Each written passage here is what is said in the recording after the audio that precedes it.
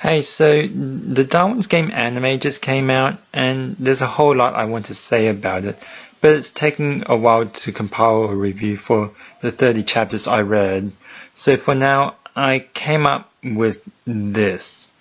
And the anime just started, so I'm not sure how successful it is by the end of the season and how much people will like it. But right now, I just want to get my thoughts out. Keep note, I'll be talking about both the first episode of the anime and the first 6 chapters of the manga, which is actually what the first episode covered. Except they omitted a few things, not sure why. Maybe they'll elaborate on it later, but the manga just has so much more stupidity I need to talk about. So whether you like Darwin's Game or like making fun of it like me, hope you enjoy. So yeah, look, our main character likes bikes. That's actually pretty good. We get to learn more about him.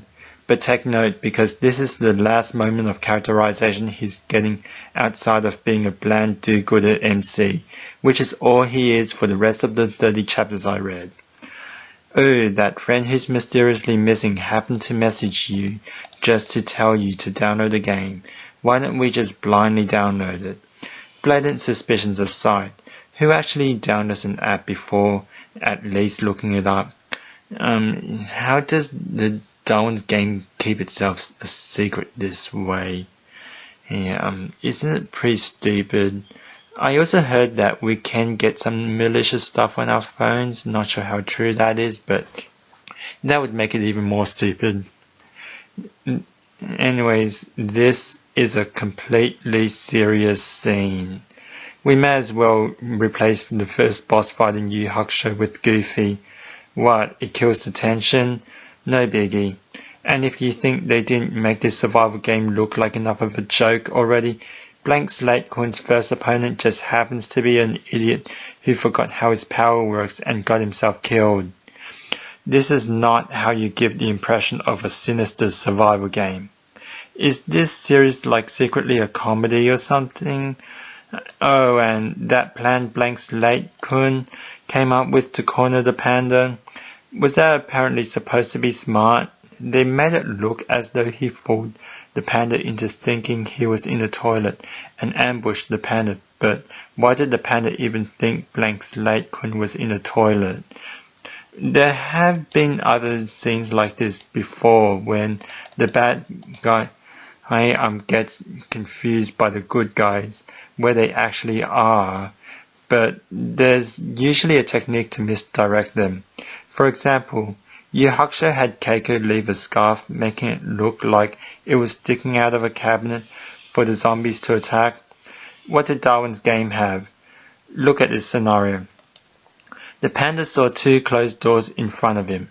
What misdirection technique did the Blank Slate use to fool the panda into thinking the toilet was where he was hiding and not the cabinet? It was like the panda just conveniently assumed the toilet was the right one. Seems to be a common thing in this series, dumb plans working only because the opponent was dumber in the most convenient way. The next fight against the goth bimbo too. But before we really get into it, this directing is hilarious.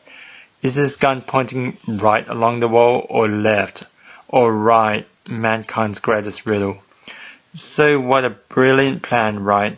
Pulling a gun's trigger through some cord thing to hide your whereabouts as you're breaking the power lines. Dude, your opponent has the power to manipulate string-like objects.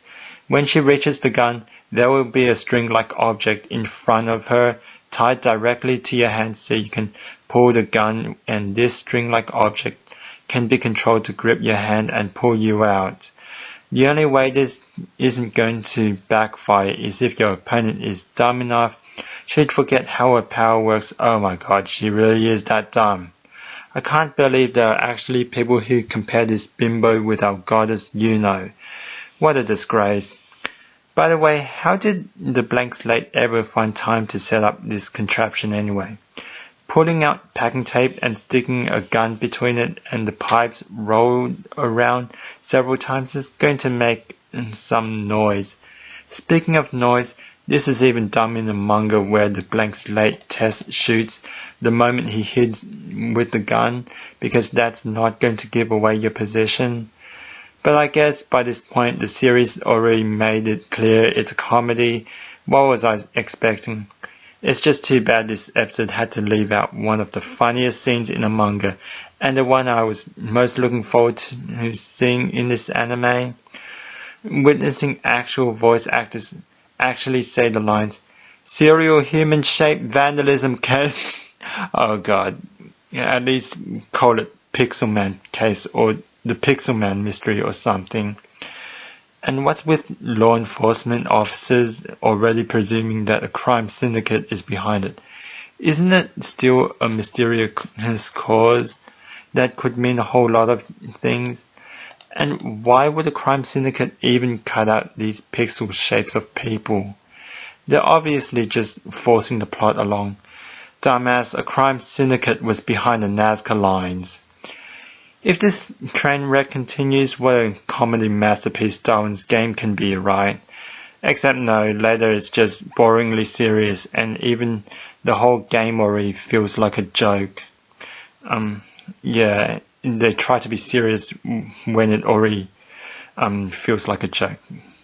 They couldn't even keep this series consistent as an accidental comedy. It just ends up being bad whether you take it seriously or not.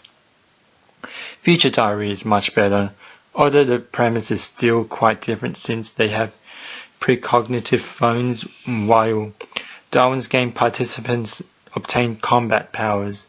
If you want something similar to Darwin's game but actually done right, I recommend Battle in 5 Seconds After Meeting, which I also have a video on.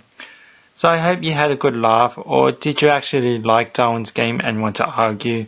Well, come right at me in the comments.